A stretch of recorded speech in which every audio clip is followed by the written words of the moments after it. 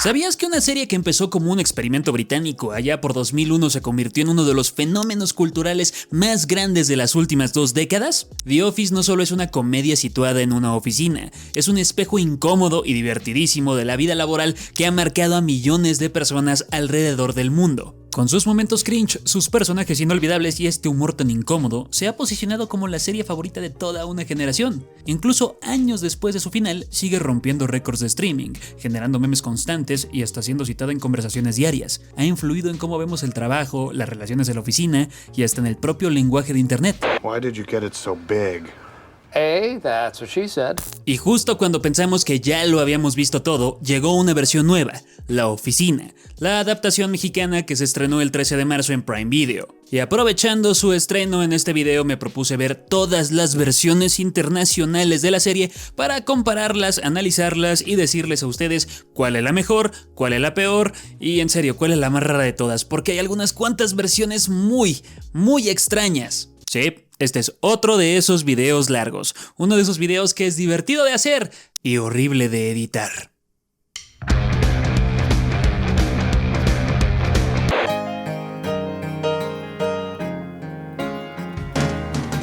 En la versión original de The Office viajamos a Slough, Berkshire para conocer el día a día de los trabajadores de una sucursal de Wanham Hogg, una compañía que vende papel. Esta sucursal es liderada por el gerente regional David Brent, quien lleva 8 años a cargo como jefe y su equipo está compuesto por su asistente y lambiscón número 1 Garrett Keenan, el representante de ventas Tim Canterbury, la recepcionista Dawn Tinsley, el trabajador temporal Ricky Howard y un montón de empleados más de los cuales no voy a hablar porque no le dan personalidad a ellos en los 2 episodios de esta serie. El problema es que David como jefe es inmaduro, egocéntrico, narcisista, sexista, muy sensible cuando alguien le dice algo malo que ha hecho y para colmo se ve a sí mismo como un hombre talentoso, inteligente, polímata, divertido, sociable y sobre todo respetado y admirado por sus empleados, los cuales lo desprecian.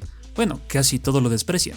David está desesperado por la aprobación de los que trabajan con él y de cualquier persona que se le acerque y aprovecha cada segundo que tiene en pantalla para exaltar más sus logros, que no ha hecho, y pintarse como el mejor jefe y la mejor persona del mundo. No porque lo sea, sino porque quiere quedar bien ante las cámaras. Tiene que presumir que se ve más joven que los demás, que es más noble que los demás, a pesar de que tiene a su padre abandonado en un asilo en estado vegetativo, que es más gracioso que los demás, que es más inteligente que los demás, que se preocupa por sus empleados y sobre todo que su supervisora Jennifer está orgullosa de lo que hace. David Brent es un idiota en cada momento que aparece. Cree que es gracioso hacer bromas como fingir que despide a Dawn por robar cosas de la oficina al punto de hacerla llorar, pero cuando le hacen bromas como poner su rostro en una imagen porno, intenta pintarse como un mártir al cual le preocupan los derechos de las mujeres, mientras permite que todos los hombres de la oficina tengan comportamientos aberrantes y sale con ellos a embriagarse cada miércoles.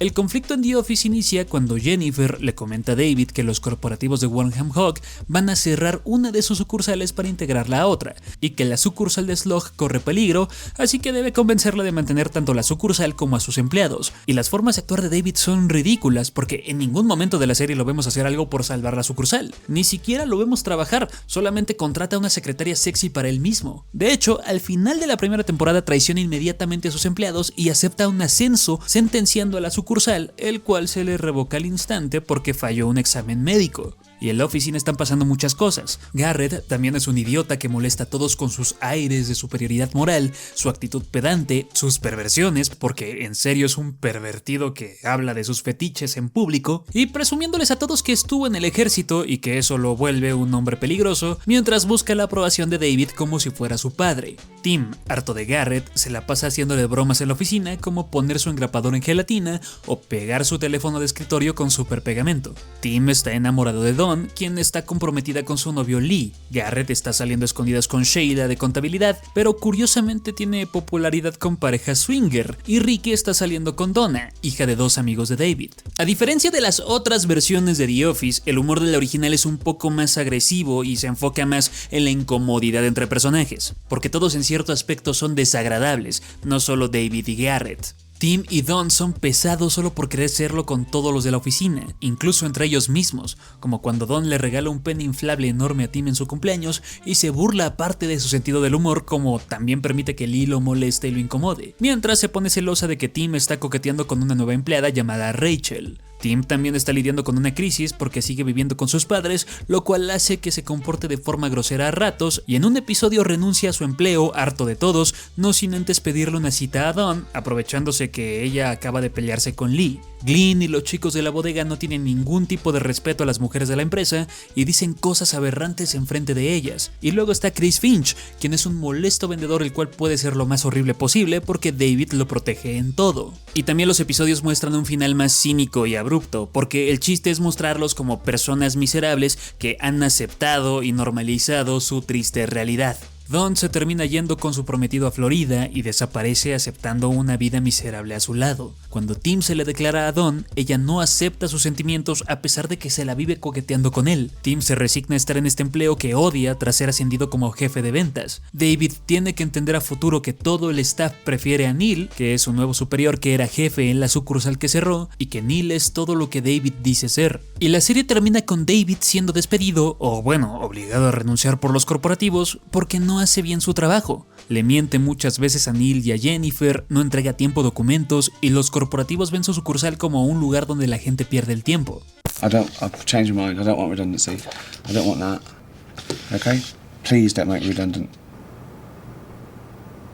Un año después de que la serie finalizó, se grabaron 2 episodios extra como parte de un especial de Navidad, los cuales tienen un final más humano y menos crudo. David intenta hacerse de una carrera en la industria musical y tras tocar fondo, porque falla brutalmente en eso, tiene un momento de humanidad, haciendo reír a todos genuinamente por primera vez y defendiéndose de Chris Finch. Garrett es ascendido como gerente regional y por último Dawn regresa de Estados Unidos y deja a Lee para estar con Tim. Años después conocemos cómo la vida trata a David en una película donde él intenta ser manager del rapero Doc Brown, pero esa es una historia diferente. Aún así, si tú toleras estas interacciones incómodas y te hacen reír, puedes encontrar una buena serie. David Brent es un imbécil, pero disfrutas verlo fallar y fracasar una y otra vez, no solo en la oficina, sino también en las pláticas motivacionales o como manager de raperos. Disfrutas cómo busca que todo gire en torno a él, tanto lo bueno como lo malo, y no por nada es uno de los personajes más icónicos de la televisión británica y sobre todo uno de los mejores papeles de Ricky Gervais.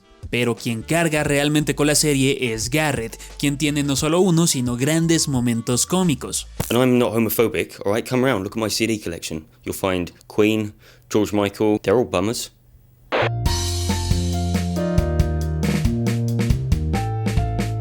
Aunque ustedes no lo crean, la primera adaptación de The Office no fue la versión de Estados Unidos, sino que fue una versión alemana llamada Stromberg, la cual salió en 2004 sin permiso de la BBC. Fue muy controversial porque desembocó un conflicto legal entre los productores de la serie, quienes decían que su serie era 100% original, y entre Ricky Gervais y Stephen Merchant, quienes acusaron a Stromberg de ser un plagio. Esto se resolvió con Stromberg añadiendo un basado en los personajes de Ricky Gervais y Stephen Merchant al inicio de cada episodio y así la serie pudo durar 5 temporadas. En Stromberg viajamos a Finsdorf, una provincia ficticia de Alemania, para conocer el día a día de los trabajadores de una sucursal de Capital Versicherung AG, una empresa de seguros. Esta sucursal es liderada por el jefe del departamento de resolución de reclamaciones Bernd Stromberg, y su equipo está compuesto por Berthold Heisterkamp, un hombre deprimido y molesto, Ulf Steinke, quien no quiere estar ahí, Tanja Seifert, la mujer más capaz del equipo, Erika Burstedt,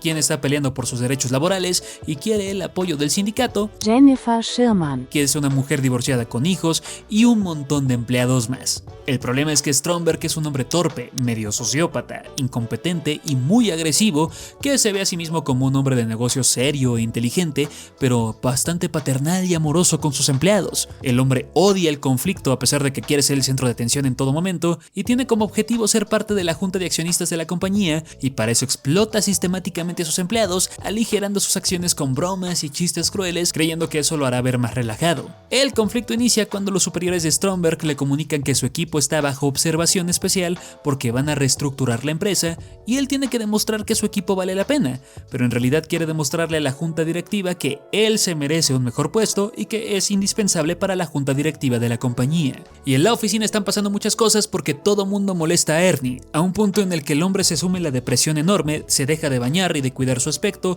tiene problemas de salud y considera matarse en la 4ª temporada. Ulf y Tanya se van a casar, pero Ulf vive amargado con su trabajo, es machista y le intimida ver cómo Tanya va ascendiendo de puestos en la compañía. A Erika la despiden injustamente, organiza un sindicato, se va a huelga y se muere tras un ataque cardíaco al final de la tercera temporada. A diferencia de las otras versiones de The Office, el humor de Stromberg es un poco más crudo y cruel, incluso es más ácido que el de la original. Stromberg le da un cigarro a uno de sus colegas responsable de los lugares de estacionamiento, sabiendo que tiene asma, y lo mata. Y luego se le insinúa a la viuda sin éxito, y también hace dibujos obscenos de Tanya en el baño. Y todo eso pasa en el primer capítulo. Stromberg es un espantoso jefe que se la pasa acosando a toda mujer atractiva que se le aparece y termina saliendo con casi todas las mujeres subordinadas a él, incluyendo Jennifer. Ulf más adelante se revela como un villano en la serie porque es tonto, pero es muy inteligente cuando tiene que manipular a sus compañeros, y después de que se casa con Tanya, habla seguido de cómo se arrepiente de haber tomado esa decisión.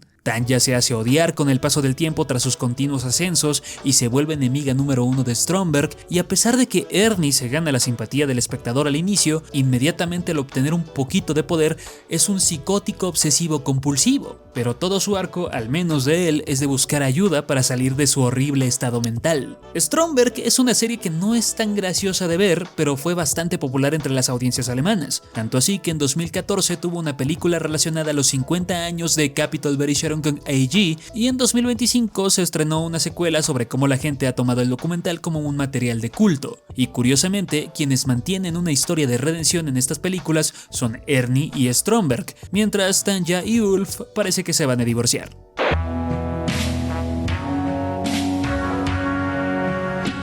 Bienvenidos a la adaptación más libre y más diferente de todas las adaptaciones de The Office, Osarspones, que solo tiene 7 episodios y que parece más una adaptación de The IT Crowd que de The Office. De hecho, no sé si llamarla como una adaptación de The Office, pero la voy a contar como una. En Osarspones viajamos a Brasilia, la capital de Brasil, para conocer el día a día de los trabajadores del expediente ministerial de documentos requeridos, una oficina gubernamental donde no hay absolutamente nada que hacer. Esta oficina es liderada por el jefe Tales, su asistente Leda María y los trabajadores Cayo, Annette y Moira, quienes no hacen absolutamente nada. Y la serie, a diferencia del resto, no está grabada en formato documental falso. En sí, la serie es un poco fácil de explicar, porque Tales es ascendido como jefe de la oficina gubernamental porque encuentra a su superior con documentos ultra secretos, pero se da cuenta de que no hay nada que hacer, es el departamento más inútil de todos los departamentos inútiles, entonces entre todos transforman su trabajo y le dan un nuevo objetivo, que es crear venganzas personales contra personas que han hecho fraudes o personas con las que tienen un conflicto. Y la serie es muy claustrofóbica porque todo ocurre en espacios reducidos, archiveros y muchos cuartos pequeños, y en sí también depende mucho de Tales, quien no conoce el término espacio personal, ni con hombres ni con mujeres. Pero realmente no hay mucho que decir de esta serie.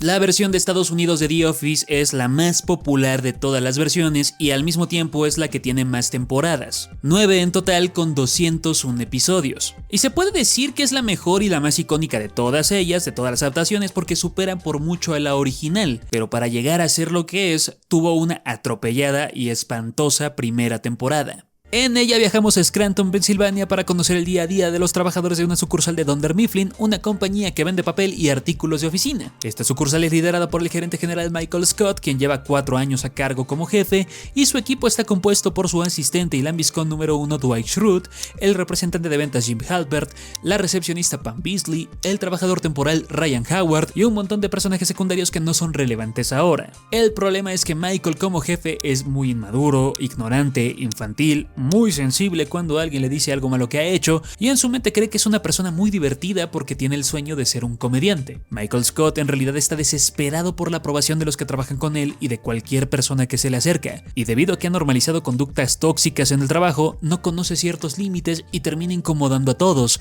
Cuando conoce a Ryan, por ejemplo, lo primero que hace es intentar hacerlo reír con una imitación de Adolf Hitler. Y lo más extraño de él es que a pesar de que es un jefe bastante incompetente, también busca la aprobación de Jan Levinson, su superiora, y de David Wallace, el CFO de la empresa, pero eso pasa muy en el futuro. El conflicto inicia cuando Jan le comenta a Michael que los corporativos de Dunder Mifflin van a cerrar una de las sucursales para integrarla a otra y que la sucursal de Scranton corre peligro, así que debe convencerla de mantener tanto la sucursal como a sus empleados. Y si bien Michael intenta hacer que esto pase desapercibido, los empleados poco a poco se van enterando de lo que pasa, lo cual los lleva a entrar en pánico. Pero en la oficina están pasando muchas cosas al mismo tiempo porque Dwight es un idiota que molesta a todos con sus aires de superioridad, su actitud pedante, su forma tan rara de ver la vida, su manera de optimizar la productividad entre comillas ante todo, y para colmo siempre busca la aprobación de Michael como si fuera su padre. Jim, harto de Dwight, se la pasa haciéndole bromas en la oficina como poner su engrapador en gelatina. Jim está enamorado de Pam, quien está comprometida con su novio Roy, y sé lo que están pensando porque es exactamente igual que la versión de Reino Unido, y tienen razón, solo hasta la primera temporada. La primera temporada es una calca casi exacta de la versión de UK. Hay muchos chistes reciclados, no solo el de la engrapadora y la gelatina. Michael Scott y David Brent son el mismo personaje, y la incomodidad es enorme, porque es el mismo estilo de comedia que la versión de UK, cruda y a veces sexista, como cuando Michael no quiere seleccionar a las mujeres de la oficina para jugar básquetbol, a veces racista, como cuando Michael quiere imitar a Chris Rock, o cuando hace una dinámica donde todos los demás deben interpretar a una persona de diferentes etnias, obligándolos a decir estereotipos ofensivos entre ellos, ganándose una cachetada por parte de Kelly. Trae my cookie cookie. Trae my cookie cookie. Trae my... Y ningún personaje es agradable al 100%. Jim y Pam, por ejemplo, son un poco menos pesados que sus contrapartes británicas, y los episodios tienen finales bastante abruptos y crueles. En el tercer episodio, Michael no quiere comunicarle a los empleados que la empresa ahora les va a dar un seguro médico más barato, y les miente diciendo que les va a dar una sorpresa, la cual nunca llega. Y el episodio termina con todos abandonándolo mientras él se queda callado. La única diferencia que tiene esta versión con la versión de Reino Unido es que Michael sí trabaja. Mal, pero lo hace. Y gracias a la baja recepción, la serie casi fue cancelada para siempre. Afortunadamente para el equipo llegó la segunda temporada y así tenemos...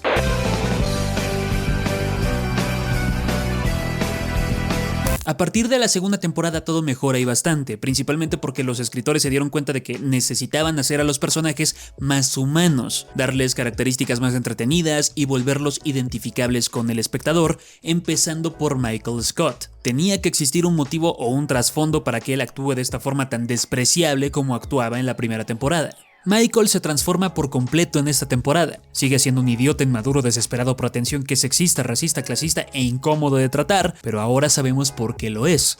No sabe qué es tener amigos, siempre ha estado solo desde niño, y cada vez que habla con una persona nueva necesita desesperadamente caerle bien, a pesar de que es muy torpe para hablar de cosas que no tienen que ver con su trabajo. El hombre desea con todas sus fuerzas ser comediante o mago porque cree que así va a hacer amigos. Es adicto a las sitcoms y shows de sketches y repite todas las frases graciosas que ve en televisión o en comerciales con sus empleados. Un cambio drástico es que desde el primer episodio de la segunda temporada podemos ver que en realidad a Michael le importan sus empleados. Quiere motivarlos, cuidarlos y no quiere perderlos porque los quiere. Sus discursos relacionados a que en el trabajo son todos familia son creíbles porque para él los empleados que tiene son las únicas personas con las que convive día a día, tanto así que organiza eventos inútiles como una entrega de premios anual dedicada a todos. Michael, fuera de la oficina, es constantemente despreciado por otras personas y al mismo tiempo comete muchos errores. No es una persona socialmente aceptada y termina siendo humillado públicamente por otros o por él mismo. Y eso hace que sus empleados, como nosotros los espectadores, tengamos simpatía por él.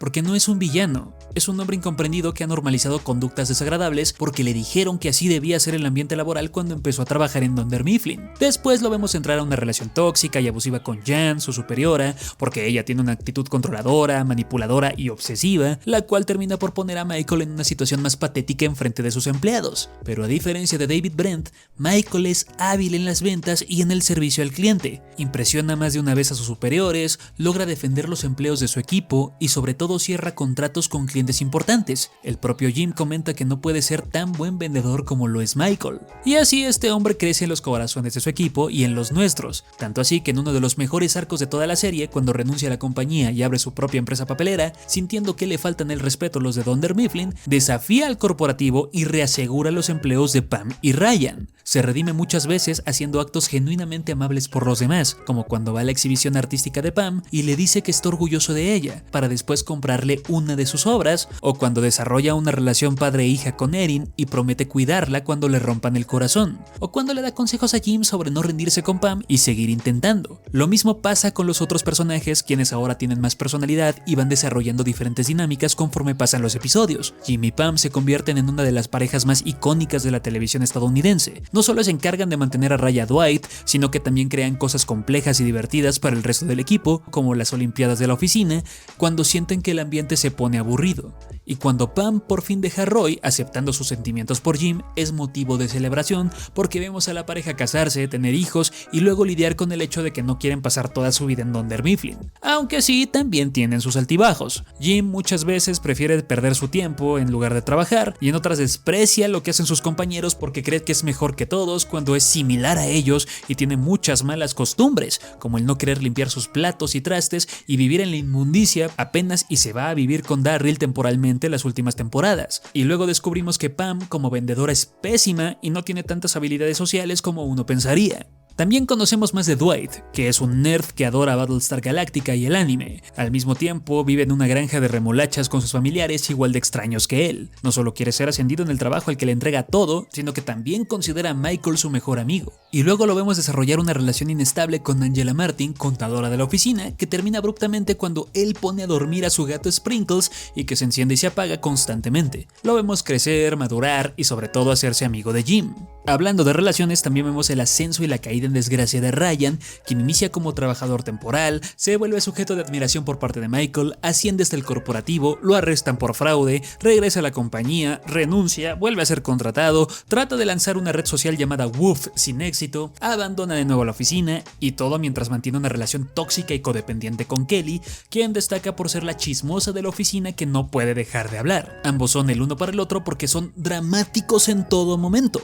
La versión de Estados Unidos de The Office no funciona sin todo el enfoque que hay en desarrollar a cada personaje. Todos tienen algo que aportar, desde los actores invitados hasta los personajes que solamente están ahí por una temporada. Tenemos a Andy, que llega a la tercera temporada y es un perdedor egocéntrico con problemas de ira que canta siempre que puede y que cuando es ascendido a jefe tiene que demostrar que es capaz de mantener el puesto, pero se termina convirtiendo al final en David Brent, con todo y sus sueños de ser músico, pero en este caso trata de aparecer en realities o en shows de TV. Stanley, el hombre amargado al cual no le importa su empleo y que solamente se la pasa resolviendo crucigramas. Kevin, el tipo tonto de contabilidad que de vez en cuando tiene destellos de inteligencia. Meredith, quien lleva las relaciones con las empresas y que es un desastre en su vida privada y pública y que aparte se desnuda en cualquier oportunidad que tiene. Angela, la mujer amargada de contabilidad que tiene demasiados gatos. Oscar, el sabelotodo de contabilidad que intenta ocultar que es gay. Phyllis, la adorable mujer de ventas que tiene un poquito de depresión y que fue compañera de escuela de Michael. Toby, de recursos humanos, que es un hombre aburrido quien siempre es despreciado y bulleado por Michael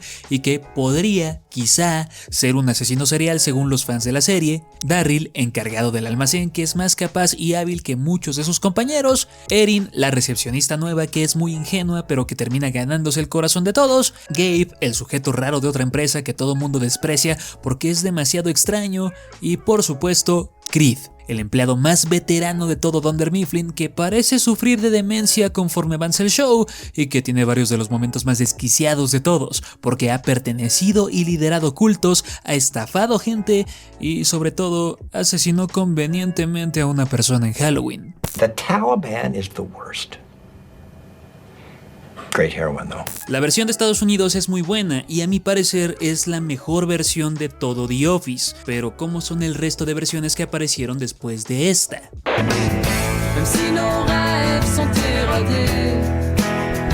En 2006 se estrenó en Francia Le Bureau, donde viajamos a Villepinte. París para conocer el día a día de los trabajadores de una sucursal de Cogerre, una compañía que vende papel. Esta sucursal es liderada por el gerente regional Gilles Triquet. y su equipo está compuesto por su asistente y lambiscón número 1, Joël Lyotard, el representante de ventas, Paul Delorme, la recepcionista, Laetitia Kadiri. el trabajador temporal, Félix Pradier, y un montón de empleados más de los cuales no voy a hablar porque no les dan personalidad en los 6 episodios de esta serie. El problema es que Giles como jefe es un hombre bastante preocupado por ser un jefe cool y... Ok, me detengo, miren. El problema que tiene Le Bureau es que los 6 episodios son exactamente iguales a los 6 episodios de la primera temporada, de la versión inglesa. Exactamente iguales. Son los mismos chistes, las mismas tramas y los personajes se mantienen intactos. La única diferencia es que Giles es mucho más viejo que todos los jefes de las otras versiones y por ende es más necio, y que Paul pone las cosas de Joel adentro de queso apestoso en lugar de gelatina. Es una versión que puedes ignorar y no pasa nada porque no propone nada nuevo.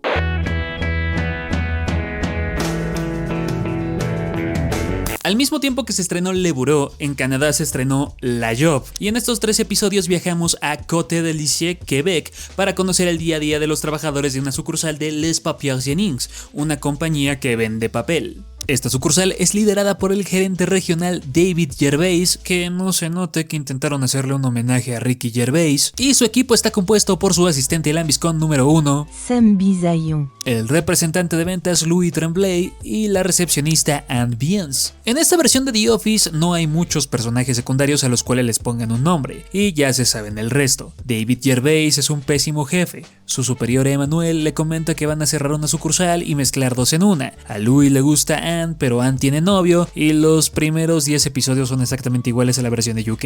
Realmente repiten toda la primera y la segunda temporada de la original entera. Hasta copian el arco de David Brent siendo un intento de orador motivacional para empresas y compañías. David siendo despedido el mismo día que hacen una recaudación de fondos y Louis dejando a su pareja después de que Anne lo besa. Cosas que pasan en la original. La cosa es que tanto David como Sam en esta serie son insoportables. David es mucho más irresponsable y pervertido que el David británico. Solo miren esa cara, está pidiendo que lo golpeen. Sus chistes son mucho peores que los de Brent. Se pone enfrente de Anne a fingir que se la está cogiendo en el primer episodio. En su contestadora hay gemidos de él fingiendo que está en una orgía. Todos sus chistes sexuales son espantosos y hay algunos que tienen que ver con menores. Y hay una escena donde trata de chantajear emocionalmente a Louis para que no renuncie. Sam solamente es violento y desgraciadamente no tiene el carisma o al menos el carácter para cumplir este papel. La serie tiene un pésimo casting y muy malas actuaciones porque en esta serie no hay carisma. Sin embargo, al final las cosas cambian un poco porque los personajes son invitados a una cena en casa de la productora del show para celebrar el lanzamiento del documental. David intenta convencer a la productora de hacerlo famoso porque está desempleado. Louis y Anne se miran con vergüenza tras ver el documental y quedar expuestos como personas que se quieren pero no hacen nada. Ella se va del país con su prometido y Louis no puede detenerla. Un final triste para una triste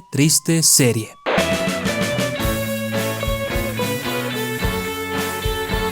Para cuando se estrenó La Office en Chile, The Office en Estados Unidos ya tenía un nivel de relevancia mayor que la versión original de UK.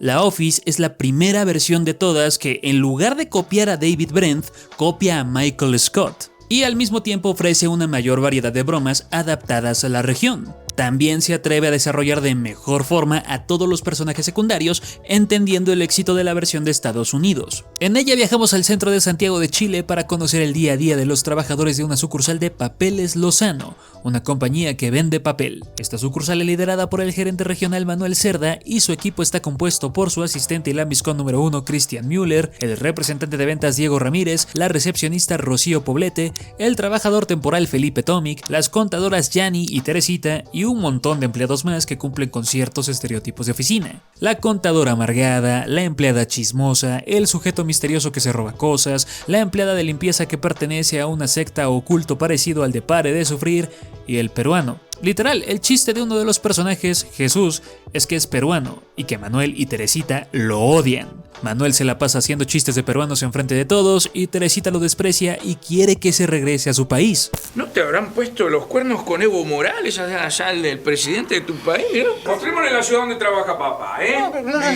Mira, que acá no hay cerros como en Perú, mira. El problema es que Manuel como jefe es inmaduro, chismoso, habla demasiado, es egocéntrico, flojo y para colmo se ve a sí mismo como un hombre divertido, sociable y saludable. Él cree que el equipo del documental está ahí para celebrarlo a él en vida y volverlo el protagonista de lo que sea que están grabando. Se la pasa haciendo chistes de Topollillo, Chespirito, Don Gato, Porky y de cualquier cosa que haya visto en televisión. Manuel, como Michael Scott, es un sujeto que no encaja con nadie. Es un poco más simpático, pero es propenso a las humillaciones públicas, a las burlas por ser gordo, viejo y, según Carlitos García, el equivalente a Todd Packer y a Chris Finch, ser impotente. También es un hombre que vive en la soledad total, tiene a su madre de 94 años la cual no lo recuerda y tiene esa necesidad de ser aceptado. No le gusta que le quiten el protagonismo porque tiene miedo a ser olvidado. La única diferencia que tiene con Michael Scott es que el hombre es incompetente. Por su culpa, su ineptitud y por la evasión que tiene a hacer cualquier cosa, termina sentenciando a todo su equipo y casi haciendo que todo mundo pierda su empleo. El conflicto en la Office inicia cuando Jimena Ibarra, la esposa del dueño de la empresa, le comenta a Manuel que el señor Lozano, dueño de Papeles Lozano, tiene cáncer terminal y que ella ahora será la encargada de todo, y su primera labor como la cabeza de Papeles Lozano es recortar costos y despedir personal. Y en los 12 episodios de la serie vemos a Manuel intentando mantener el buen ánimo en la oficina sin éxito porque se ve forzado a despedir a personas de la plantilla. Ahora les voy a hacer un dibujo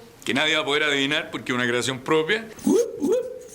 Un mexicano visto de frente. Y en la oficina están pasando muchas cosas. Christian también es un idiota que molesta a todo mundo con sus aires de superioridad y de grandeza y presumiéndoles que es voluntario de bomberos y que salva vidas, mientras busca la aprobación de Manuel como si fuera su padre. Diego, harto de Christian, se la pasa haciéndole bromas en la oficina como poner su radio en un completo, un hot dog para los que no son de allí, o imprimir una foto de Bono de YouTube y hacerle creer que le ha llegado un bono monetario. Diego está enamorado de Rocío, quien está comprometida con su novio Marco, y ella lo besa en el cuarto episodio. Felipe no puede adaptarse al ambiente de la oficina y se termina enemistando con todos porque tiene cara de enojado y porque viene de clase media alta, a un punto en que nadie lo toma en serio a excepción de Trini, quien está obsesionada con él, y ambos inician una relación tóxica que hace que Felipe termine con su novia. Y luego está la subtrama de la muerte del señor Lozano y a partir de ese momento la historia da un giro completo. Manuel contrata a un hombre para estar con el equipo del depósito y este último termina iniciando una huelga con sus compañeros tomando por la fuerza a la oficina,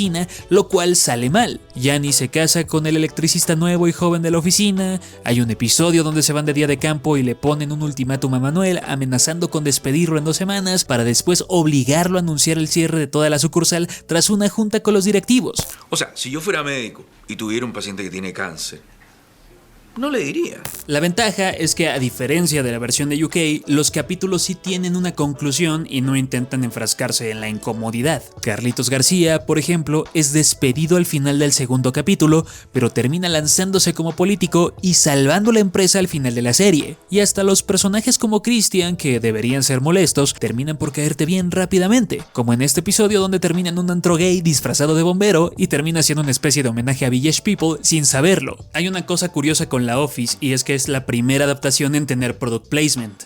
Hay escenas que giran en torno a un patrocinador de la serie, el Kino, que es un juego de lotería. Eso sumado a que hay otras escenas donde el formato adquiere unos momentos un poquito telenovelescos, como recaps de los episodios anteriores o el uso de música licenciada. La serie es bastante buena y realmente es de las mejores adaptaciones que tiene The Office. Incluso puedo decir que es mucho mejor que la original. Y acá son súper relajados y abiertos de mente. Ni siquiera me preguntaron por qué tengo negada la salida del país.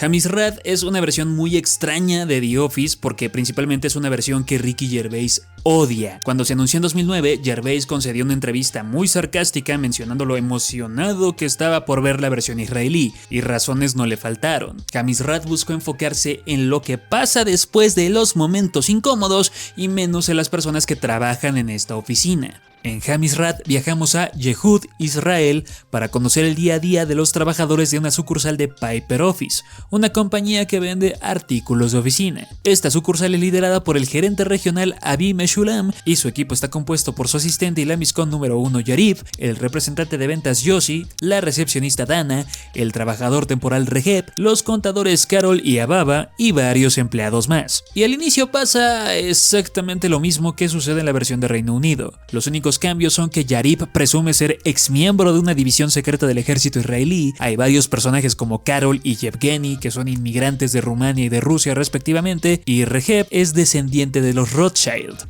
Hamizrat es muy incómoda porque apenas inicia la serie y Abby se vuelve un personaje que odias. Hay un episodio donde se mete en un escándalo porque está contratando prostitutas y la empresa tiene que hacer control de daños. No es agradable de ver en ningún momento porque es genuinamente racista, sexista y conservador. Y el resto de personajes también lo son, buscando burlarse de personajes como Abed, quien es un trabajador árabe israelí gay. Yarib incluso es peor conforme avanza la serie tras el despido de Abby porque acosa a una empleada y despide empleados al azar y luego lo destituyen de su nuevo cargo. No me voy muy lejos. El cuarto episodio de la serie trata de los personajes reaccionando a una invasión militar en Gaza que ven en las noticias y tienen horribles puntos de vista. Lia, una empleada, se atreve a decir que Abed es un enemigo y que debe ser destruido también solo porque es árabe y gay. Y conforme avanza la serie, las situaciones se vuelven más estúpidas y extrañas, buscando ser provocativas e incómodas, pero solo siendo incómodas. De pronto Abby tiene una banda y graban un video musical para mandarlo a televisión, un empleado del almacén se quiere matar tras fallar su examen militar y le llevan a una chica para que se lo coja y lo anime. De pronto arrestan a Abed porque su exnovio lo acusó de ser pedófilo falsamente y todo mundo desconfía de él. Luego Shiri, que se supone que es el equivalente de Kelly en esta versión,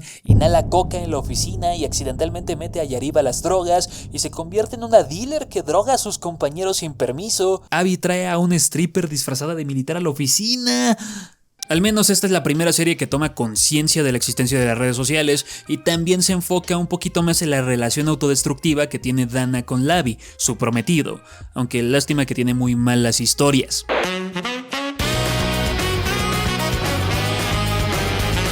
Me costó mucho trabajo ver Contoret y no lo digo porque sea una serie sueca y que tuve que verla con subtítulos mal traducidos en inglés, sino porque al parecer es un spin-off de otra serie que no he visto. El protagonista, Ove Sundberg, es un personaje que ya existía en otra serie llamada Solsidan, que se estrenó en 2010 y que sigue en emisión todavía, y su personalidad era ser el hombre más molesto de todo Saltsjöbaden, o como se diga, así que ya saben de qué va esto. En Contoret viajamos a Upplands Väsby, Estocolmo, para conocer el día a día de los trabajadores de una sucursal de Svensk Kontorshygien AB, una compañía que vende artículos higiénicos para oficinas y empresas. Esta sucursal es liderada por el gerente regional Ove Sundberg y su equipo está compuesto por su asistente y lambiscón número 1 Viking Gitterman, el representante de ventas Erik Lundqvist y la recepcionista Therese Johansson. Ove como jefe es diferente porque te cae bien. No es un jefe tan incómodo como otros que hemos visto en este video. El problema es que es demasiado tacaño.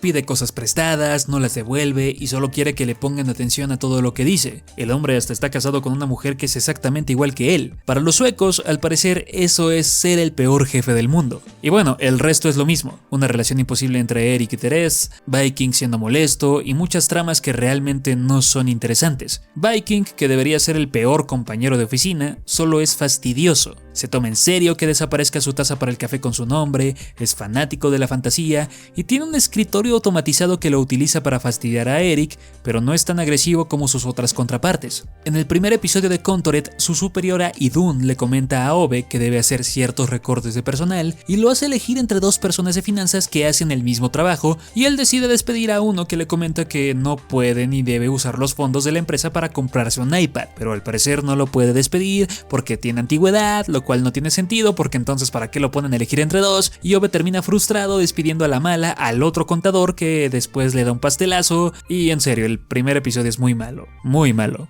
Y la gran mayoría de episodios son eso, Los problemas de Ove tienen que ver siempre con sus malas finanzas. En un episodio les hacen una auditoría y él no quiere que vean los gastos que ha tenido la oficina. En otro, Ove no quiere tener una junta con Idun relacionada a las finanzas de la oficina. Y hay un episodio que genuinamente es raro porque a Ove le encargan reportar a uno de los empleados que tiene mal aliento y él no quiere encararlo porque es un hombre árabe y no quiere parecer racista. Sí, es una versión descafeinada y sin chiste. Estos nórdicos parece que no tienen sentimientos.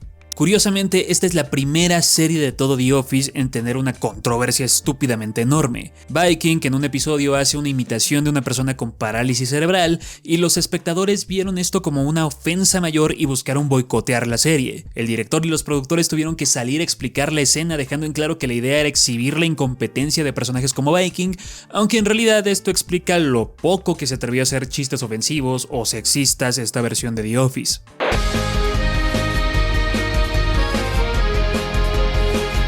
La versión de República Checa, Cancel, es una serie que no pude ver completa porque no encontré una forma de verla. Solo tiene 6 episodios y hay 2 disponibles en YouTube con muy malos subtítulos, pero la idea es la misma. La adaptación es de nuevo exactamente igual a la versión de Reino Unido. En Cancel viajamos a Brno, Moravia, para conocer el día a día de los trabajadores de una sucursal de Papir a Print, una compañía que vende papel. Esta sucursal es liderada por el gerente general Marek Chvala y su equipo está compuesto por su asistente y lambiscón número 1, Joachim Kozen, el representante de ventas, Tomáš Trojan, y la recepcionista, Anna Kručinska. Y miren, ya se saben la historia. Lo único que destaca de la serie es que la gran mayoría de actores son malísimos, especialmente en escenas donde tienen que llorar, y que la oficina está a nivel de la calle. La adaptación es, de nuevo, exactamente igual a la versión de Reino Unido. Pero bueno, podría ser peor, podría ser la versión francesa o podría ser la versión canadiense. Esta solamente es mediocre.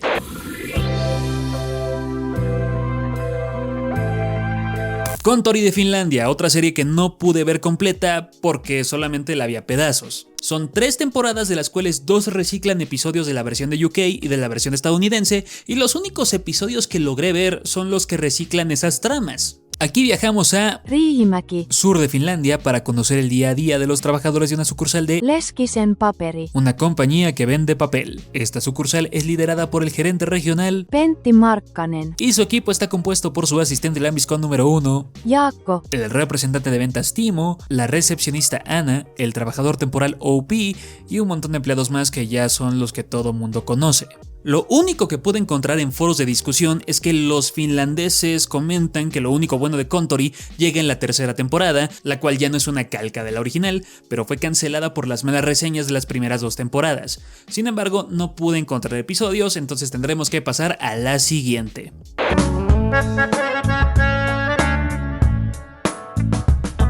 En 2019, con solo 27 episodios, se estrenó The Office en India, una serie donde viajamos a Faridabad, Haryana, para así conocer el día a día de los trabajadores de una sucursal de Wilkins Chawla, una compañía que, adivinaron, vende papel. Esta sucursal es liderada por el gerente regional Jagdeep Chadha y su equipo está compuesto por su asistente lambiscón número 1 Tipi Mishra, el representante de ventas Amit Sharma, la recepcionista Pami, el trabajador temporal Sapan Gill y muchos más. ¡Milagro! Esta serie al menos no intenta copiar a la versión de Reino Unido, pero se va por la versión de Estados Unidos y se convierte en una especie de popurrí de los mejores momentos de la oficina de Scranton en la India. En lugar de un juego de básquetbol contra los chicos del almacén, es un juego de kabaddi. En lugar de entregar los dondis, entregan los chadis. También hacen el episodio de las Olimpiadas de la oficina, el de la venta donde Michael demuestra que le importa generar una relación larga con sus clientes, el de Michael quemándose el pie, el de Dwight teniendo que dar un discurso en una convención, el del día de traer a los hijos al trabajo, y realmente no hay mucho desarrollo. Vamos, intentan copiar el carisma de Michael Scott con Jagdeep, solo que no le añaden ninguna cosa extra al personaje. Sigue siendo un soltero de 42 años desesperado por atención, y el resto de personajes son calcas de otros personajes como Phyllis, Angela o Kevin. El personaje más único y de hecho el más interesante es TP, que aquí es un hombre perteneciente al movimiento Swadeshi, un movimiento de independencia indio antioccidente que desprecia todo lo que tenga que ver con europeos o estadounidenses. Me sorprende una cosa de esta versión y es el pésimo audio que se escucha en la serie. En serio, tiene un audio muy malo, se escucha saturado, lleno de ruido, y me sorprende que sea 2019 y una serie de hace casi 20 años atrás se escuche mucho mejor que ella.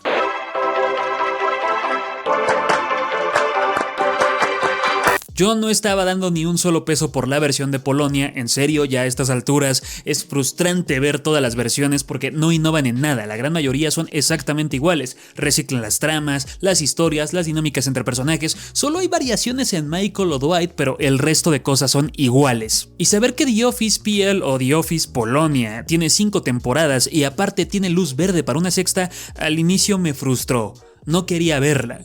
Y estuve muy equivocado. Lo que encontré fue oro. Y esta yo la pondría en mi top general como la segunda mejor versión de The Office. En The Office PL viajamos a Siedlce, para conocer el día a día de los trabajadores de una sucursal de Kropliczanka, una compañía que vende agua mineral. ¡Lo lograron! ¡Por fin no están haciendo una empresa papelera! ¡Algo diferente! ¡En serio, por fin! Y es que tiene sentido. ¿Por qué tendrías una empresa papelera en pleno 2021 cuando las grandes cadenas han absorbido a muchas pequeñas empresas? Esta sucursal es liderada por el gerente regional Michal Hulk y su equipo está compuesto por el jefe del departamento de logística Darek Wasiak, los representantes de ventas Franek Wójcik y Adam Szeliga, la recepcionista Asia Kasprzyk, el contador Sebastian Soltis y diría más empleados, pero es que no puedo mencionar sus nombres correctamente. Y la cosa es que inmediatamente la historia es diferente. Aquí los que creerías que son los protagonistas no lo son, y las dinámicas clásicas como la de Jim y Pam, o en este caso Asia y Franek, ocurren, pero no son importantes. De hecho, Franek abandona la serie en la segunda temporada después de descubrir que Asia tiene novio y es reemplazado por Adam, quien sí se queda con ella. Patrycja Kowalska Aparece inmediatamente como la nueva vicepresidenta de la compañía después de que la empresa y la marca son compradas por una empresa de Varsovia, y la serie se convierte inmediatamente en una guerra entre sus ideas y las de Michal, quien es un hombre más tradicionalista, y lo es más porque el logo de la empresa tiene una silueta de su madre, así que no quiere que cambien las cosas. Ambos quieren ganarse a los empleados y las ideas de ella son más frescas y llamativas, lo cual hace que Michal quiera sabotear todo lo que está proponiendo. Uno pensaría que Patricia sería la voz de la razón en esta serie, pero muchas veces ella sola se rebaja al nivel de Michal, creando situaciones aún más incómodas, como cuando ambos pelean por ser el padrino y la madrina de uno de los repartidores, o cuando ella quiere ajustar la brecha salarial entre hombres y mujeres, ignorando el hecho de que ella vive en una burbuja privilegiada, porque es la hija del dueño. Y ahí te das cuenta de que ella, Patricia, es un nuevo nivel de jefe horrible. Y así la serie se hace mucho más moderna, porque no es nada más un jefe molesto y obstinado e incómodo que se quiere hacer el gracioso, sino que también hay una jefa obsesionada con revitalizar la marca y venderla a las personas de clase alta, obligando a los trabajadores a hacer cosas que ellos no quieren hacer, ignorando el daño que ella puede hacerle a la empresa. Michal es el lado gracioso forzado de Michael Scott. Patricia es la que promete cosas que no puede cumplir. Michal es el que nadie quiere cerca, pero es muy hábil en su trabajo. Patricia es la que quiere tener a todos cerca, pero nadie confía en ella. Sí, hay algunas tramas reutilizadas de The Office, pero la dinámica es completamente nueva. Marcena de ventas, por ejemplo, intenta seducir en la segunda temporada a Darek de logística, pero él es demasiado necio para entender. El propio Darek traiciona a Michal, no es su segundo al mando como en otras versiones, y su chiste es que es demasiado estricto. Quiere ser respetado por los empleados más jóvenes porque es mayor que ellos y es un boomer que adora las guerras, odia la izquierda política y tenía un matrimonio que duró 25 años, pero estos últimos 3 están en proceso de separación y su esposa y él ya no se toleran. Lucky, uno de los repartidores, es arrestado y enviado a prisión, y hay un episodio de la tercera temporada donde lo van a visitar a la celda. Aparte, los arcos principales no tienen que ver con despidos. El de la primera temporada es sobre la decisión de la marca de seguir usando plástico o vidrio, si mejoran el sitio web y la imagen o si siguen con la tradición de años. Y hay interesantes debates porque la oficina siempre se divide entre los trabajadores viejos, encabezados por Darek y Michal, y los jóvenes, encabezados por Patricia. Hay debates sobre si es correcto llevar símbolos religiosos al trabajo, porque Patricia ya no quiere ese tipo de cosas y Michal quiere mediar la religión en el trabajo. La cosa es que mientras más avanza, se vuelve más caótica y al mismo tiempo más oscura. Los chistes no son nada agradables, pero están posicionados de forma correcta porque se sienten realistas, como Michal dando una clase de educación sexual, el momento en el que Patricia trae a un empleado no binario, o cuando se estaciona una camioneta antiaborto enfrente de la oficina y todos se pelean sobre cuál es la postura correcta dando los peores argumentos posibles. Y luego hay otra subtrama donde a Michal le sale un hijo perdido y tiene que tomar una prueba de paternidad. Y para añadir más cosas horribles, resulta que en toda la tercera temporada, Patricia, que fue ascendida a Varsovia, se volvió adicta a las drogas y no puede controlarse, termina haciendo un caos en el corporativo y regresa a la empresa tras ser despedida como pasante la siguiente temporada. Ella es una mezcla de Michael y Ryan. No he visto la quinta temporada porque apenas está en emisión, pero es una serie que va en crecimiento. Muchas personas en Polonia la llaman como la mejor temporada hasta el momento y espero poder verla pronto.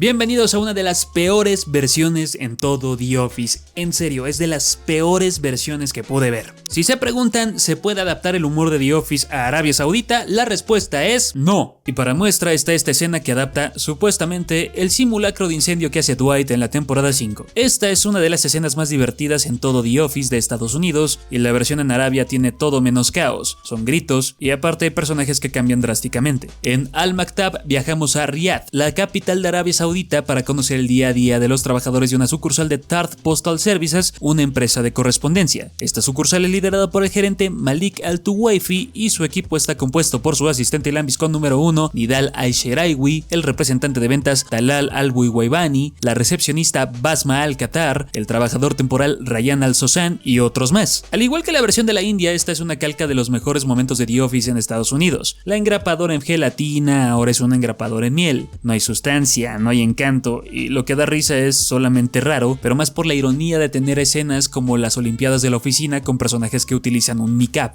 Personajes como Oscar no existen, porque ser homosexual es ilegal en Arabia Saudita. No hay aventuras románticas entre personajes o referencias al sexo, porque también eso es ilegal en Arabia. Y todo parece al final un sketch de muy bajo presupuesto como el que hizo Saturday Night Live hace muchos años con Steve Carell, imaginando una versión de The Office en Japón.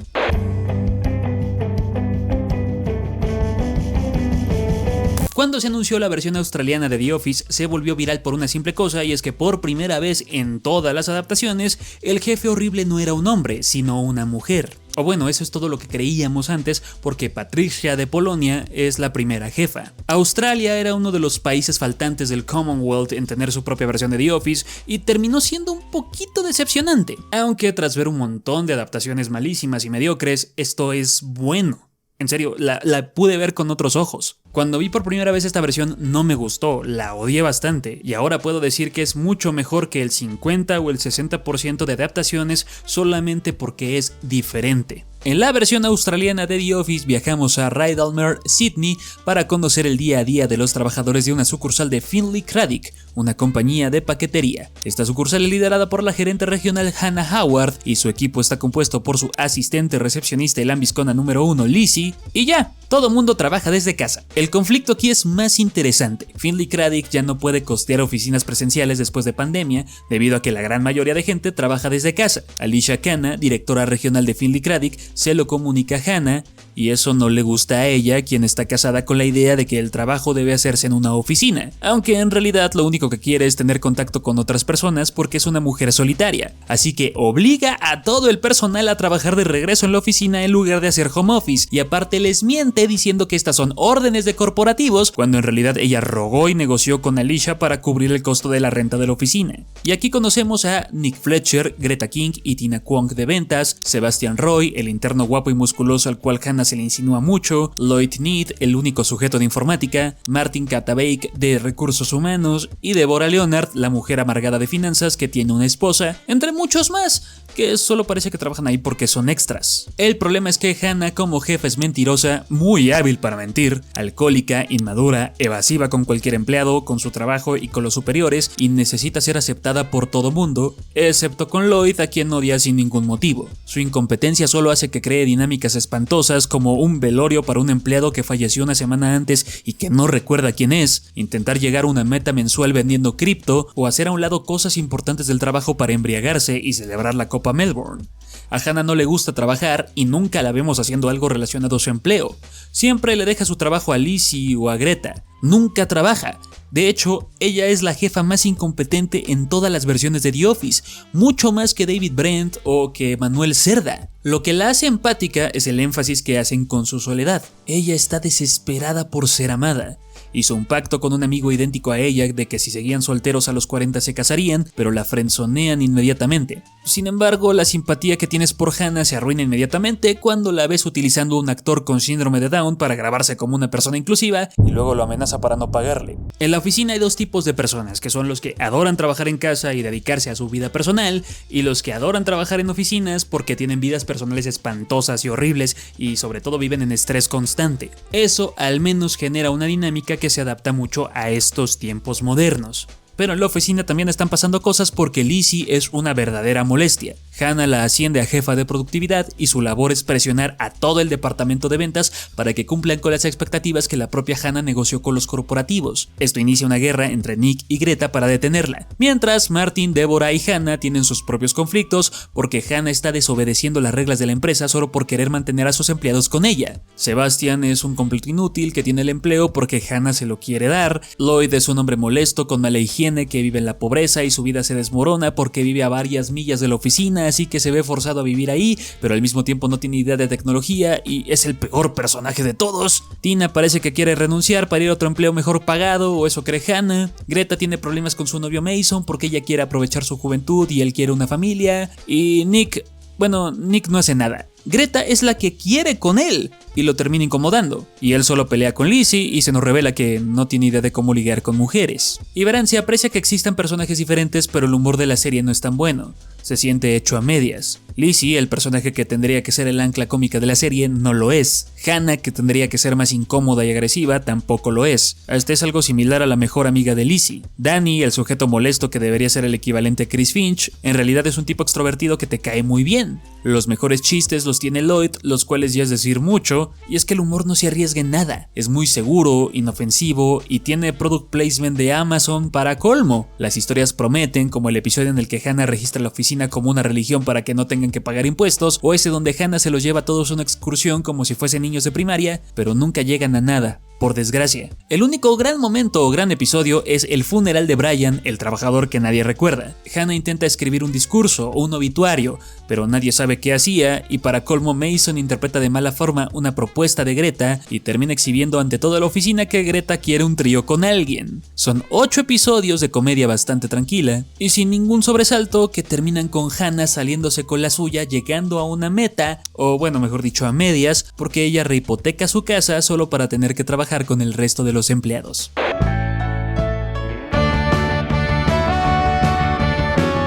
The Paper es bastante curiosa, porque es una secuela de The Office, de la versión de Estados Unidos claramente, hecha dentro de la historia por supuestamente los mismos cineastas que hicieron el documental, pero en la vida real es hecha por el mismo Greg Daniels, quien fue el showrunner de la serie de Estados Unidos y dirigió y escribió varios de sus episodios en las 9 temporadas, así que en cierto modo es una extensión de The Office. The Paper inicia con Bob Vance de Refrigeradores Vance dando la triste noticia de que Dunder Mifflin quebró antes de pandemia y que Enervate, una compañía que hace productos relacionados con papel, como papel de baño Softies o toallitas húmedas, compró la marca. Enervate está situado en Toledo, Ohio, y sus oficinas son lo que eran hace mucho tiempo las oficinas de un gran periódico llamado Toledo Truth Teller. En esta era moderna, nadie lee los periódicos impresos. El Toledo Truth Teller despidió a una gran mayoría de sus empleados años atrás, y Enervate ahora es la compañía madre, quienes mantienen vivo el periódico impreso solo por tradición, aunque lo han migrado a un sitio web lleno de clickbait, notas espantosas y ads invasivos, y así el documental nos permite conocer el día a día de lo que queda del Toledo Truth Teller.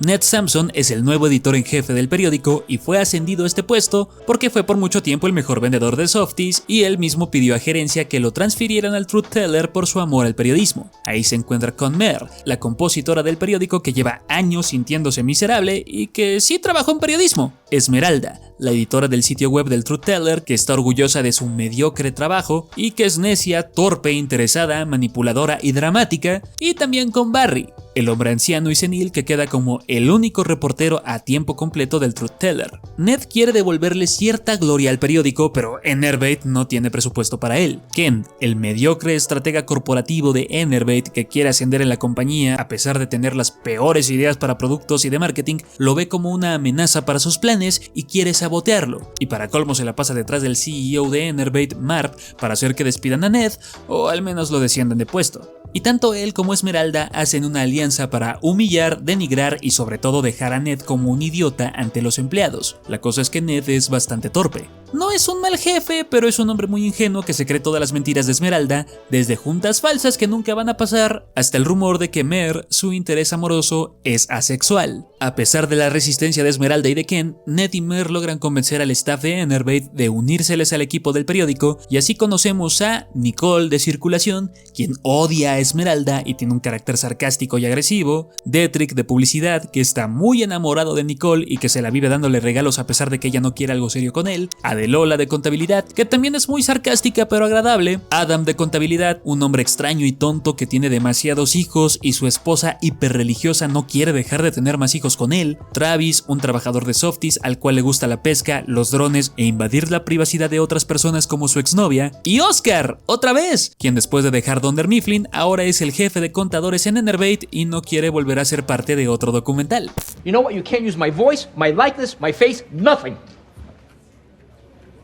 Ned, sin experiencia alguna en periodismo, y Mer ahora tienen que enseñarles a todos ellos a llevar un periódico mientras lidian con sus propios sentimientos, pero Esmeralda es un obstáculo enorme porque ella no quiere cambiar la forma de trabajar, quiere ser la estrella de todo Toledo y piensa utilizar el documental para lanzar su carrera como actriz, modelo, cantante y también la de su hijo. Y miren, la serie no es mala, de hecho es una gran historia sobre un grupo de personas tratando de sacar adelante un medio muerto. A estas alturas es como ver a un grupo de treintañeros administrando una página de Facebook. El problema es que también, al igual que la versión australiana, los chistes se quedan a medias. Pero a diferencia de la versión australiana, los personajes cómicos sí terminan llevando la batuta, como Esmeralda, Travis y Ken. Y los personajes ya establecidos como Oscar son los encargados en hacer pequeños guiños a la serie de hace 20 años y evitar que Esmeralda y Ken destruyan toda la empresa. Algunas tramas, eso sí, están de más y realmente no son interesantes. En el cuarto episodio, el equipo del Truth Teller se pone a pelear contra un estudiante bloguero de preparatoria, el cual los critica con noticias despiadadas. En ese mismo episodio, Mer quiere exponer al profesor de teatro en una nota solo por una venganza personal, y es que el profesor no le dio un papel protagónico cuando ella estudiaba ahí. En otro episodio, Marv y Ned comienzan una relación padre-hijo bastante incómoda y llena de daddy issues. Y luego está la subtrama de Detrick y Nicole, que inician una relación casual abierta. Al inicio Detrick no quiere, luego ella termina con él, Detrick termina saliendo con alguien más, pero expresa que le gustaría tener algo más serio con Nicole lo bota y le rompe el corazón, y luego ella es la que se pone a llorar desconsolada porque Detrick la quiere. Luego al equipo lo nominan a un premio de periodismo a pesar de que en los episodios pasados se nos muestra que apenas pueden sacar una nota por periódico. Sin embargo, cuando los episodios son buenos, realmente valen la pena. El quinto episodio, en el que Esmeralda es víctima de catfish de un hombre que usa IA para quitarle dinero y Ned intenta usar su tragedia para un reportaje en el periódico, es buenísimo. El sexto, en el que los miembros de la oficina intentan hacer reportajes patrocinados probando productos de belleza y bienestar con muy malas consecuencias, también lo es. Y por último, el octavo, en el que Ned quiere hacer un reportaje sobre un desastre hecho por un producto de Softies que es culpa de Ken y se vuelve una especie de guerra entre la compañía madre y el periódico, es increíble. La segunda temporada será la prueba de fuego para ver si esta serie funciona o no.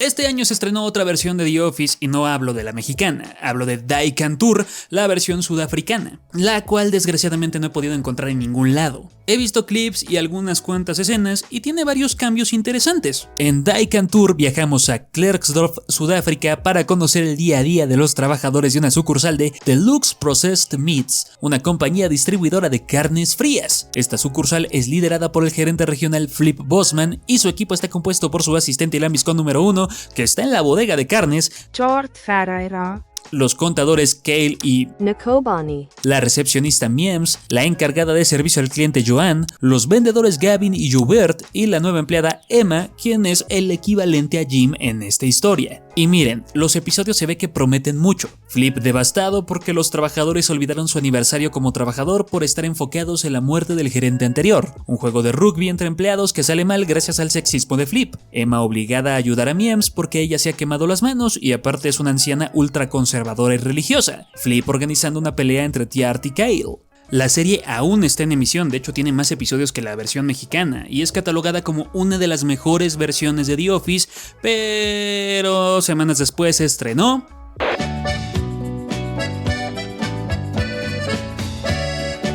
Nadie esperaba nada de la versión mexicana de The Office, en serio, nadie. Yo fui uno de los primeros que se puso escéptico. Y en estos 8 episodios demostró dos cosas. 1, que la comedia mexicana necesitaba nuevas voces frescas, y 2, que esta es una de las mejores versiones de The Office existentes. Esta entra en mi ranking número 3. Tanto así que la gente está pidiendo colectivamente una segunda, tercera, cuarta, quinta y hasta sexta temporada en las redes sociales de Fernando Bonilla, quien es el actor protagónico de esta serie. En la versión mexicana, La Oficina, viajamos a Aguascalientes, México, para conocer el día a día de los trabajadores de una sucursal de Jabones Olimpo, una compañía jabonera que lleva casi un siglo de existencia. Esta sucursal es liderada por el gerente regional Jerónimo Ponce III, quien es hijo del dueño de la compañía, y su equipo está compuesto por su asistente y lambiscón número 1, Anib Rubio, los representantes de ventas Memo Guerrero y Avi Delgado, la encargada de servicio al cliente Sofi Campos, la encargada de control de calidad Ángeles Leiva, el encargado de sistemas Cuerti, la secretaria y recepcionista Betty Benítez, el jefe de decanes Giancarlo, Minerva de marketing, el abogado Lucio Galván, el encargado de recursos humanos Iván Mondragón, el contador Abel y Cañedo. Cañedo es Cañedo. El problema es que Jerónimo, o Jero como quiera que le llamen, como jefe es inmaduro, sexista, muy sensible cuando alguien le dice algo malo que ha hecho, desesperado por la atención y aprobación de los demás, y para colmo se ve a sí mismo como un hombre inteligente, divertido, deconstruido y sobre todo respetado y admirado por sus empleados y su familia, cuando en realidad se quedó atrapado en lo que estaba de moda hace 10 años, como los memes de dinosaurios, y su historia es más trágica. De hecho, de todos los gerentes regionales de The Office, la historia de Jerónimo es la más trágica de todos. Jerónimo está lidiando con el divorcio de su esposa, quien lo engañó con su terapeuta. No puede ver a sus hijos, quienes se quedaron con su madre, lo desprecian y solo le piden dinero. En la familia Ponce, Jero es visto como el más inútil y el más tonto de todos los hermanos y primos, tanto así que su propio padre lo toma como un tarado, así que está acostumbrado a estar solo. El único amigo que ha tenido en toda su vida fue su abuelo, el fundador de la empresa, y cuando este murió, la familia entera se encargó de aprovechar la fortuna del abuelo y hacer menos su visión empresarial. Jerónimo es el único que mantiene esa visión viva. Las alianzas con los clientes son familiares, no de negocios, y eso lo hace bastante capaz y sorprendentemente hábil, porque él es perfecto para servicio al cliente. En un mundo corporativo, Jerónimo busca hacer clientes a la antigua. Todos los primos y hermanos de Jerónimo tienen puestos corporativos en Olimpo en diferentes lados de la República, y si bien él tiene la primera oficina, que es la de Aguascalientes, es también la que menos importa, porque Ciudad de México tiene mayor importancia ahora, aunque a Jerónimo no le guste. Así que con ese trasfondo entendemos la desesperación de Jero por ser aceptado y querido por los empleados, a quienes los ve como la única familia que le queda, aunque arrastre las horribles y espantosas conductas sexistas e invasivas que tiene la familia Ponce. El conflicto en la oficina empieza cuando Juana, de la oficina central, le comenta a Jero que la sucursal no ha obtenido una certificación internacional para seguir operando y si no repite el proceso, la sucursal va a cerrar. Jerónimo es muy inepto para seguir los pasos debidos y lo único que quiere es quedar bien con todos los empleados, así que intenta pasar la certificación a su manera y no de la forma correcta. Y en la oficina están pasando muchas cosas porque Anif es un idiota que molesta a todos con sus aires de superioridad, su actitud pedante, su forma controladora de actuar y presumiéndoles a todos que es hijo de un coronel. Memo, quien está atrapado en este empleo porque tiene una deuda enorme tras un negocio fallido, está harto de Anif y se la pasa haciéndole bromas en la oficina como darle gomitas para dormir, engañándolo diciendo que son gomitas de testosterona o esconderle su avión a escala. Memo está enamorado de Sophie, quien está comprometida con su novio Pascal, y el resto de personajes solamente son caóticos. Cañedo es raro. Le gusta andar en calzones en público y se roba jabón de la empresa. Cuerti es un otaku pervertido que lleva mangas hentai a la oficina, le da miedo el IMSS y aparte tiene que lidiar con Ángeles, quien es una fanática religiosa con muy mal carácter, pero apenas si ve al Buffy del almacén, cambia su actitud. Giancarlo era gay, pero participó en varias terapias de conversión y según él ya no es gay y ahora es un hombre hipermasculino y sexista. Perdón, pero es que él es un gran personaje, en serio. Abby vende un montón de cosas en la oficina, pero al mismo tiempo mantiene a su inútil esposo. Y Betty... Yo sé dónde están escondidos los cadáveres de esta compañía. no les conviene correrme. Esta es la primera versión de The Office que veo que toma elementos de otras versiones que no son la británica y la estadounidense. Por ejemplo, toma elementos de la versión polaca, con la trama de cambiar el empaque del detergente Pegaso en el que sale Jerónimo de pequeño y el hecho en el que Juana no comprende cómo es el día a día de los trabajadores que no son clase media alta. También toma elementos de la versión australiana con la excusa que pone Pascal para no ver a Sophie diciendo que su abuela está en el hospital. La única trama que se repite en todas las versiones es la de la capacitación. En otras versiones es una capacitación de recursos humanos sobre espacio personal, comportamientos adecuados en la empresa o mejores estrategias de venta, y aquí es una sobre acoso sexual. Este episodio en específico es muy incómodo de ver, no solo por Jerónimo, sino por las actitudes de casi todos los personajes. Es cringe puro, algo que las versiones más modernas de The Office como The Paper o la australiana no tienen. Es cringe hecho para incomodar y provocar porque estas personas existen en la vida real. La temporada de 8 episodios tiene 4 grandiosos capítulos. El tercero, en el que conocemos la vida de Jerónimo en una obra montada de forma amateur debido a que Jero quiere motivar al personal. El sexto, en el que el periodo de todas las mujeres de la oficina se sincroniza y el comportamiento de los hombres creando una quiniela con ellas termina desatando una guerra de sexos. El séptimo, en el que Olimpo pierde el contacto con su mejor cliente, el dueño de una cadena de moteles, y Jerónimo le demuestra a Juana la capacidad que tiene para hacer negocio según la visión del abuelo. Y ahí destaco el mejor chiste de todos. Un día se nos ocurrió mezclar rock en tu idioma con K-pop y así surgió 3 Seúls in My Mind. La versión de México terminó siendo mucho mejor de lo que yo estaba esperando. Terminó siendo un éxito sorprendente y a mi parecer, repito, es de las mejores versiones. Muchas gracias por ver este video de La Zona Cero. Yo soy Chucho Calderón. Recuerden que me pueden seguir en todas mis redes sociales como @LZCoficial. Pueden suscribirse a este canal y activar la campanita. Suscribirse a La Zona 1, donde también estoy subiendo otros videos. Me gustaría saber cuál es su ranking de The Office. Si ya vieron otras versiones de la serie, qué les pareció la versión mexicana. Entonces los estaré leyendo y en el siguiente video leeremos algunos cuantos comentarios. Entonces nos vemos en el siguiente video. Cuídense mucho. Chao, chao.